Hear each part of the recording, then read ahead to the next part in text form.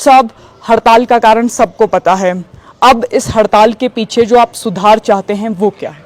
इस simple justice, हम न्याय की गुहार लगा रहे हैं जो कि दिवंगत आत्मा को मिलना चाहिए और भविष्य में भी ऐसे जघन्य अपराध ना हो। तो अपराधियों के लिए सेंट्रल प्रोटेक्शन एक्ट और central state health protection act बनना चाहिए। देखिए, आपने स्टेट हेल्थ प्रोटेक्शन एक्ट की बात की। कौन कौन सी वो बातें हैं जो उसमें ऐड होनी चाहिए? क्योंकि हर सरकार जो है सुधारों से पहले डॉक्टर से भी सुझाव लेती है। आपने प्रेस कॉन्फ्रेंस में भी बहुत सारी चीज़ों का जिक्र किया। आपने कहा कि ड्यूटी आज हमारी फिक्स नहीं है, सोशल सिक्योरिटी हमारी नहीं है। क्या होना चाहिए, थोड़े से सुझाव में? देखो, it should be a non bailable offence where that victim has to be presented in 24 hours to the session judge। और इसे करने के लिए वही है कि imprisonment है जो मिनिमम 5 to 10 years होनी चाहिए। डॉक्टर साहब, आप बताइए ज़रा, आप भी क्योंकि पहले भी डॉक्टर्स की मांगों को लेकर मुख्यमंत्री से भी मिले हैं, क्या सुधार होने चाहिए? क्योंकि देशव्यापी हड़ताल है, डॉक्टर्स पर भी इसका असर पड़ रहा है, मरीजों पर भी असर पड़ रहा है, ओपीडीज बंद हैं। क्या लगता है आपको? आज का जो इस टाइम जो एक आंदोलन इस टाइम पूरे देश में, पूरे सारे प्रदेशों में जो भी डॉक्टर्स इसमें पार्टिसिपेट कर रहे हैं, उसका कारण यही है कि जो हमारे यंग डॉक्टर्स हैं या जो भी हेल्थ प्रोफेशनल्स, जो पैरामेडिकल वर्कर्स भी हैं, जो एक अपना काम एक भय के बाहर कर पाएँ, जो एक निर्भय हो करके अपनी ड्यूटियां दे पाएँ, ताकि आने वाले जो एक माहौल है उनके एक अनिश्चितता का जो माहौल बना हुआ है इस टाइम पूरे प्रदेश में या पूरे बंगाल में या राष्ट्रीय स्तर पर, उसके लिए कोई कानून बनाए सरकार और हर प्रदेश उसको क्रियान्वित करे, उसको लागू करे, ताकि जो हमारा एक नोबल प्रोफेशन है उसमें जो उनकी सिक्योरिटी भी सुनिश्चित की जाए। जो हमारे काम डॉक्टर्स के ड्यूटी आवर्स मैक्सिमम कितने होने चाहिए? ये मतलब 42 to 48 आवर्स होने चाहिए पर वीक। तो लेकिन यहाँ डॉक्टर्स लगातार एक शिफ्ट में काम करते हैं, उसमें कई बार 36 आवर्स भी काम करते हैं। तो ये उस चीज़ से हम निजात तभी कर पाएंगे अगर हमारे डॉक्टर्स पर्याप्त संख्या में हो और डॉक्टर्स की ड्यूटी डिफाइन किया जाए। ताकि हिमाचल प्रदेश में कितनी कमी है, कितने डॉक्टर्स की हमें ज़रूरत है? अभी हमारे प्रदेश में जो काडर है हमारा, उसमें अभी मतलब 200 से ज़्यादा पोस्टें हमारे रिक्त चल रही हैं।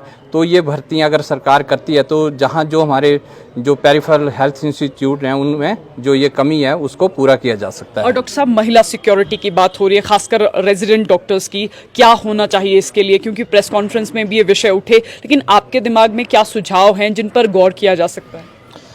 सबसे पहले तो जो सरकारी स्तर पे है उस पर जो कमिटमेंट है एक, हमें लगता है कि हमने पहले भी ये सिक्योरिटी के बारे में हड़ताल की है और उस हड़ताल के बाद हमें आश्वासन मिला, परंतु फिर भी वो जो कानून बना वो इतना डेटरेंट नहीं था। उसी का नतीजा है कि अभी हम फिर से इस तरह के इंसिडेंसेस देख रहे हैं। ये जैसा डॉक्टर विकास ने भी कहा कि ये नॉन वेलेबल ऑफेंस जब तक नहीं होगा तब तक लोगों में इसका डर नहीं होगा। और हमारे जैसे हेल्थ स्टाफ में है, स्टाफ नर्सिस हैं, क्लास 4 हैं, पैरामेडिकल स्टाफ हैं, काफ़ी इसमें काफ़ी टाइम जो ड्यूटी पे होते हैं और फिर सारा फीमेल स्टाफ होता है। तो जब तक उनको सिक्योरिटी का माहौल नहीं मिलेगा हम उम्मीद नहीं कर सकते कि वो स्वास्थ्य सुविधाएं प्रॉपर जो वो देना चाहते हैं वो दे पाएंगे। इस संदर्भ में मुख्यमंत्री हिमाचल प्रदेश से भी आप लोग मिलेंगे क्या? बिल्कुल बिल्कुल बिल्कुल निसंदेह हम उनसे यही गुजारिश करेंगे कि इस एक्ट को, सेंट्रल प्रोटेक्शन एक्ट को कंप्लीटली लागू किया जाए। और मैं आपको बता दूं कि कर्नाटक में ये एक्ट लागू है और ये बहुत ही डेटरेंट है इस तरह के वायलेंस के लिए। तो हम सरकार से गुजारिश करेंगे कि उसी तर्ज पे इस कानून को यहाँ भी लागू किया जाए। देखिए, ओपीडीज बंद है, स्वास्थ्य सेवाएं एक तरह से ठप हैं, इसका असर मरीजों पर भी देखने को मिल रहा है। इसका भी कोई ऑल्टरनेट डॉक्टर्स ने सोचा है क्या? क्योंकि मरीज भी इसमें सफ़र होते हैं, क्योंकि डॉक्टर्स हम जो है हमें मरीज़ों का पूरा ख्याल रख रहे हैं। हमारी एमरजेंसी सर्विसेज चल रही हैं, डिलीवरी केसेस ठीक है, poisoning cases, critical cases, MI, जितने भी हम उनको पूरी सुविधाएं प्रदान कर रहे हैं, लेकिन वही है जो ओपीडीज़ हैं वो शट डाउन है। और कब तक ये हड़ताल जारी रहेगी? ये अभी जो आईएमए और हमारी जो सेंट्रल एसोसिएशंस हैं उसके तर्ज पे ये आज के लिए रखी गई है। बाकी जो है हमारी सेंट्रल पूरे देश में जो है जिस तरह से हमारी एसोसिएशन डिसाइड करेंगी उसके बाद हम वैसा ही करेंगे। केंद्र सरकार से सेंट्रल प्रोटेक्शन एक्ट के अलावा और क्या डिमांड करेंगी?